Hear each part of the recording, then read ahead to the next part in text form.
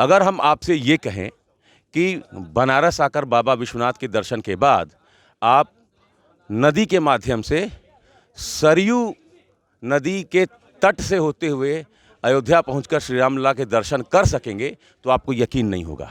लेकिन राज सिंह जी की कुछ ऐसी ही मंशा है।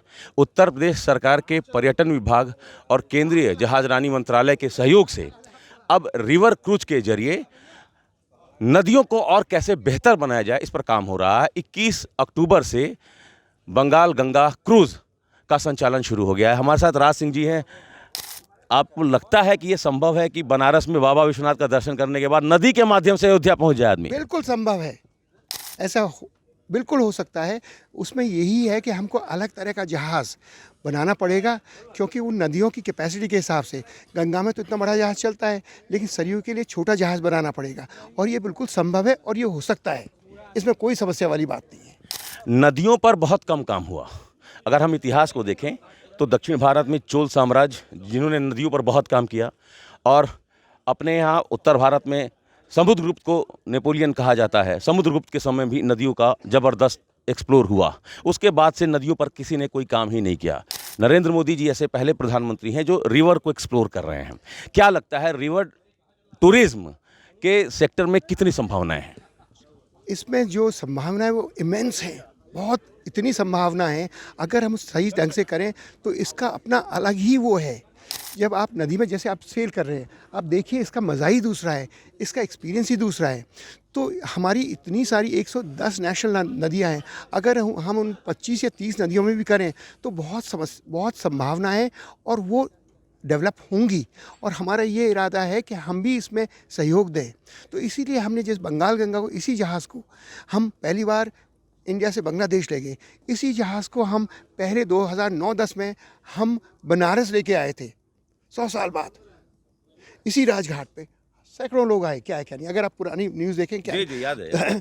और हम यही करें, इसीलिए हमने गंगा विलास वर्ल्ड की लंबी सबसे दूरी वाला जहाज़ बनाया। तो ये सारी संभावनाएं हैं, इनके लिए मेहनत करनी पड़ती है और इसको रेवेन्यू के माध्यम से नहीं, इसको पर्सनल इन्वॉल्वमेंट के हिसाब से पर्सनल कैसे हम कर सकते हैं, और ये सब हो सकता है। आप पहले भी बनारस आए रिवर्स एक्सप्लोर करने के लिए, टूरिज्म के लिए, यूपीए के टाइम में, लेकिन उतना आपको सहयोग नहीं मिला। अभी क्या अंतर है पहले की सरकार और अब की सरकार में, क्या अंतर है? अब में और जब में ज़मीन आसमान का अंतर है, क्योंकि ये सरकार कटिबद्ध है कि रिवर क्रूज टूरिज्म को, वाटरवेज को हम कैसे यूटिलाइज़ करें, हम इनका कैसे उपयोग करें। क्योंकि हमारी नदियां हैं ये अभी खाली पड़ी हुई हैं, इनमें बहुत पोटेंशियल है और यह सरकार, मिनिस्ट्री ऑफ शिपिंग पूरा अपना सहयोग दे रही है, कोशिश कर रही है कि इनमें पर्यटन को बढ़ावा हो और इसमें इसका यूटिलाइजेशन हो। लोकल लेवल पर लेकिन मल्लाह जो हैं, निषाद समाज है, थोड़ा सा उनको कष्ट है, उनको लगता है कि उनकी कमाई मारी जाएगी। देखिए, ये उनकी टोटल गलत फहमी है। इतना बड़ा जहाज़ है, इतने बड़े जहाज़ से हम आरती नहीं दिखा सकते। हमने उन्हीं की बोटों से लेके लोगों को आरती दिखाई है। इस जहाज़ में भी जो लोग आ रहे हैं उनकी ही बोट जो है उनसे लेके करते हैं। हमने जब गंगा विलास आए थे तभी भी इनकी बोट ली थी, तो हमने कभी अपने जहाज़ से नहीं दिखाया, न दिखा सकते हैं, क्योंकि ये इतने बड़े जहाज़ हैं, टेक्निकली घाट पे नहीं जा सकते, तो ये तो दूर ही रहेंगे। तो छोटी अगर पर्यटकों को अच्छा एक्सपीरियंस देना है तो छोटी बोटों से ही होता है, और इसलिए हम वही कर रहे हैं। तो मैं तो यही कहूँगा कि उनको जो भी गलत फहमी है वो गलत है, उनको तो फ़ायदा ही होगा, क्योंकि हमारे जो एडिशनल आएंगे और हमारे जो गेस्ट आते हैं, क्योंकि 3-4 दिन के आते हैं, उनकी बुकिंग महीनों पहले होती है।